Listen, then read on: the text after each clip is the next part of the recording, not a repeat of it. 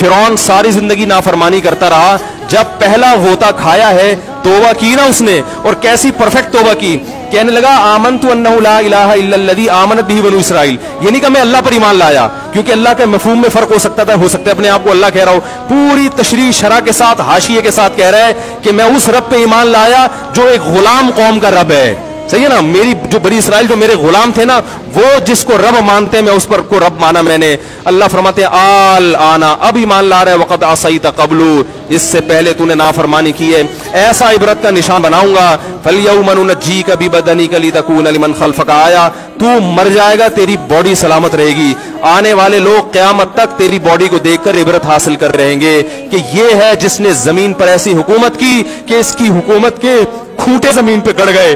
آج کیسا عبرت کا نشان بنا ہوا ہے, کیسا پڑا ہوا ہے, مسالے لگا لگا کے تو اس کو محفوظ رکھا جا رہا ہے. اور اللہ فرماتے ہیں یہ تو اس کی باڈی ہے, تمہیں نظر آ رہی ہے, اس پر گزر کیا رہی ہے ہم تمہیں بتاتے ہیں. النار, آگ ہے, یعرضون علیہا غدوا وعشیا, جس آگ پر صبح اور شام اس کو جلایا جاتا ہے. وَيَوْمَ تَقُومُ السَّاعَةُ, اور جب قیامت قائم ہوگی, أَدْخِلُوا آلَ فِرْعَوْنَ أَشَدَّ الْعَذَابِ, اللہ فرمائیں گے کہ ہم حکم دیں گے فرشتوں کو کہ فرعون کو اس سے سخت عذاب میں ڈال دو.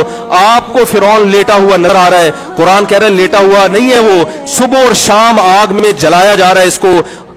ہزاروں سال گزر گئے, صبح بھی آگ میں جلتا ہے, شام کو بھی آگ میں جلتا ہے. اور فرمایا ابھی قیامت آنے دو, جہنم میں ہمیشہ کے لیے داخل کروں گا جو اس سے بھی زیادہ سخت ہے. وَإِذْ يَتَحَاجُّونَ فِي النَّارِ, اور فرمایا جہنم میں جانے کے بعد کیا ہوگا, آپس میں ان کے مکالمے کو اللہ نے ذکر کیا ہے کہ جو فرعون کے ماتحت تھے وہ فرعون سے کہیں گے تیری اطاعت اور فرما برداری میں, تیری حکومت کی وجہ سے ہم نے موسیٰ کی بات نہیں مانی. اسے کمزور کہا, تو کہتا تھا موسیٰ کو بولنا نہیں آتا, موسیٰ کے پاس حکومت نہیں ہے, موسیٰ ہماری طرح پڑھا لکھا نہیں ہے, موسیٰ ہماری طرح براڈ مائنڈڈ نہیں ہے, ہم نے تیری دعوت کی وجہ سے موسیٰ کی بات کا انکار کیا, آج ہم آگ میں جل رہے ہیں. فَهَلْ أَنْتُمْ مُغْنُونَ عَنَّا نَصِيبًا مِّنَ النَّارِ, کیا ایک دن کے لیے تم سے آگ کو دور کر سکتے ہو. تو وہ کہے گا کہ میں خود اس جہنم کی آگ میں جل رہا ہوں, میں تم سے آگ کو دور نہیں کر سکتا. اللہ فرماتے ہیں سب مل کے جہنم کے داروغ کے پاس جائیں گے. وقال الذین فی النار لخزنۃ جہنم ادعوا ربکم, کہ فرشتوں سے کہیں گے تم اللہ سے دعا کرو کہ کچھ عذاب میں تخفیف ہو جائے, کچھ مہلت مل جائے. تو فرشتے جواب میں کہیں گے کہ کیا تمہارے پاس ڈرانے والا نہیں آیا تھا, موسیٰ کلیم اللہ جس سے اللہ کوہ طور پہ ہم کلام ہوا کرتا تھا, اس نے تمہیں ڈرایا نہیں تھا کہ تم اللہ کی نافرمانی چھوڑ دو. کہیں گے قالوا بلا, وہ کہیں گے ضرور. اللہ فرمائیں گے پھر اعلان ہوگا فادعوا وما دعاء الکافرین الا فی ضلال, فرشتے کہیں گے اللہ نے ہم پر پابندی لگائی ہے تمہاری سفارش کرنے پر, تم خود اللہ کو پکارو. اللہ فرماتے آج ان کی پکار بیکار جائے گی, کوئی اسے سننے والا نہیں ہوگا. دیکھو جب تک جسم میں روح ہے, ایک دفعہ انسان توبہ کے آنسو بہا دے, ایک دفعہ اللہ سے کہہ دے کہ اے اللہ مجھ سے جو جرم ہوا, اگر کسی نے زنا کیا ہے ایک دفعہ کہہ دے اے اللہ آئندہ نہیں کروں گا. اگر کسی نے شراب پی ہے ایک دفعہ کہہ دے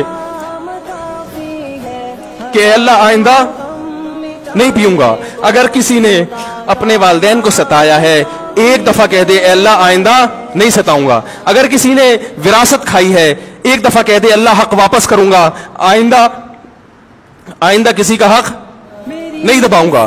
اگر کسی نے انٹرنیٹ پر بیہودہ فحش فلمیں دیکھی ہیں ایک دفعہ کہہ دے اللہ دیکھ چکا آئندہ بولو بھائی نہیں دیکھوں گا.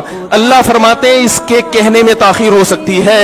وَمَن يَعْمَلْ سُوءًا أَوْ يَظْلِمْ نَفْسَهُ ثُمَّ يَسْتَغْفِرِ اللَّهَ يَجِدِ اللَّهَ غَفُورًا رَحِيمًا, کہ ایسا ہی بڑا سے بڑا جرم کر لے, اس کے بعد جب اللہ سے توبہ کرے گا بشرطے کہ روح جسم کے اندر موجود ہو, اللہ فرماتے ہیں یجد اللہ غفور الرحیم, اللہ صرف گناہ کو معاف نہیں کرے گا بلکہ یہ اللہ کو غفور اور رحیم پائے گا.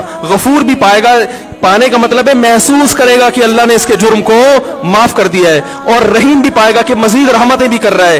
یہ اس وقت تک اللہ کی طرف سے بھائی پیکیج ہے جب تک روح جسم کے اندر موجود ہے, کیونکہ غیب کا معاملہ ہے. جب اس روح اور جسم کا رشتہ کمزور ہو گیا ایڑیاں رگڑتے رہو گے لیکن اللہ توبہ قبول کرنے کے لیے تیار نہیں ہوگا. اللہ سے دعا ہے کہ اللہ ہمیں اس وقت کے آنے سے پہلے سدھرنے کی توفیق عطا فرمائے, اور اس اس بے حیائی کا جو طوفان ہمارے معاشرے میں پھیلا ہوا ہے، اللہ اس بے حیائی کے طوفان سے ہمیں بھی اور اپنے اہل و عیال اور اپنی اولادوں کو بھی بچنے کی توفیق عطا فرمائے۔ سبحانک اللہم و بحمدک، نشہد ان لا الہ الا انت، نستغفرک۔